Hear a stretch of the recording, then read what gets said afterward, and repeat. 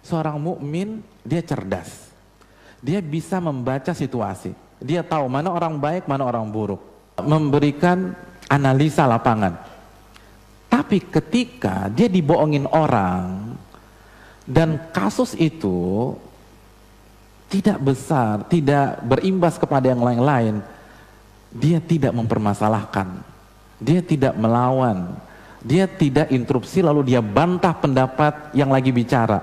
Nggak penting bagi dia, karena dia karim, karena dia orang yang mulia, karena dia dididik oleh Islam menjadi orang besar, dan orang besar hanya mengurus perkara-perkara besar. Orang besar nggak ngurus perkara-perkara kecil. Kira-kira kalau ada rapat RT, RI 1 datang nggak? Nggak datang.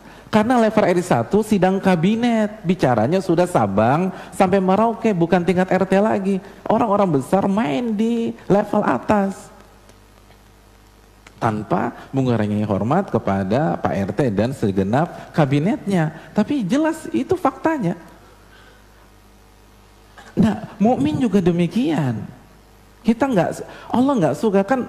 Apa kata Nabi SAW? Allah tuh nggak suka safsafatil umur dalam sebuah hadis. Allah tuh nggak suka kita ngurusin yang kecil-kecil, yang perintilan-perintilan tuh Allah nggak suka.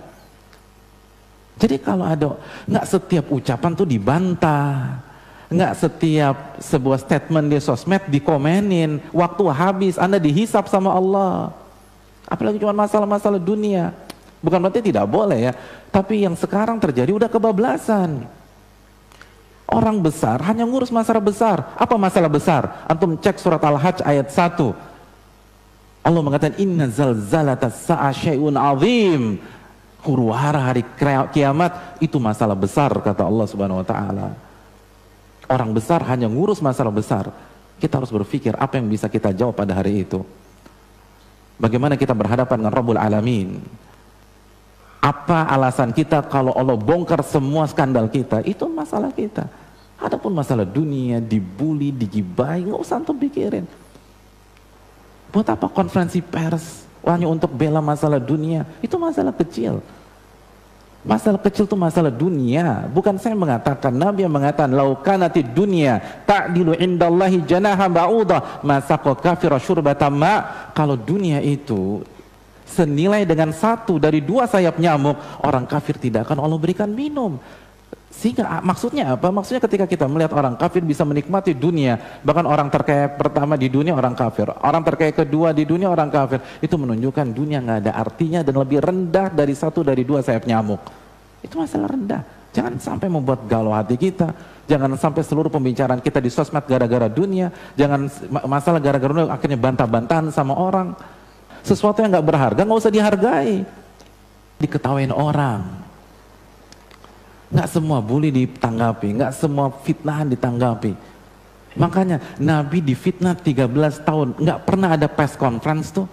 Mohon maaf saya Muhammad itu nggak benar, saya dibilang dukun, ini data medis saya normal semua, nggak ada. Nggak ada data medis, nggak ada tes DNA, nggak ada ini, nggak ada itu, enggak. 13 tahun difitnah orang gila, difitnah dukun, santai. Dunia itu kayak parfum aja, antum pakai, jangan antum telen, mati antum, keracunan. Oke. Iya, antum keracunan. Kalau antum masukkan ke dalam diri antum keracunan. Antum pakai aja. Orang mukmin itu nggak bahas masalah rendahan, nggak penting bagi dia. Tapi kalau udah bicara dosa, bicara adab kubur, bicara berhadapan dengan mungkar dan nakir, iya, dia pay attention di sana. Dia akan dengar. Dia tahu dia akan berhadapan dengan Allah. Di benaknya ada sebuah hadis riwayat Imam Tirmidzi, la tazulu qadama 'abdin yaumal qiyamah hatta yus'ala an arba. Tidak akan beranjak kaki seorang hamba kecuali dia ditanya tentang 4 perkara. Wa an umrihi fima afnah. Dia akan ditanya tentang waktunya, usianya bagaimana dia habiskan. Dalam riwayat wa an syababiha fima ablah, dia akan ditanya tentang waktu mudanya. Itu waktu muda dari balik sampai 40 tahun akan Allah bongkar sehabis-habisnya. Klub mana aja yang udah kita kunjungi, pub mana saja yang sudah kita kunjungi, daftar cewek kita itu diinterogasi semua, atau cowok-cowok kita diinterogasi semua dibongkar sehabis-habisnya. Wa an syababiha fima ablah, apa yang sudah masuk ke dalam tubuh kita itu di audit semua, mulai dari pil koplo, gorila, sampai sabu, sampai semua dibongkar. Masa muda dihabisi oleh Allah Subhanahu wa taala kecuali kita bertobat kepadanya. Jangan senyum ketika Anda bermaksiat kepada Allah. Memang Allah kasih delay, nanti kena. Kalau mau senyum nanti di akhirat. Sekarang gak ada gunanya. Seorang mukmin dia tahu itu, makanya masalah-masalah ini nggak penting.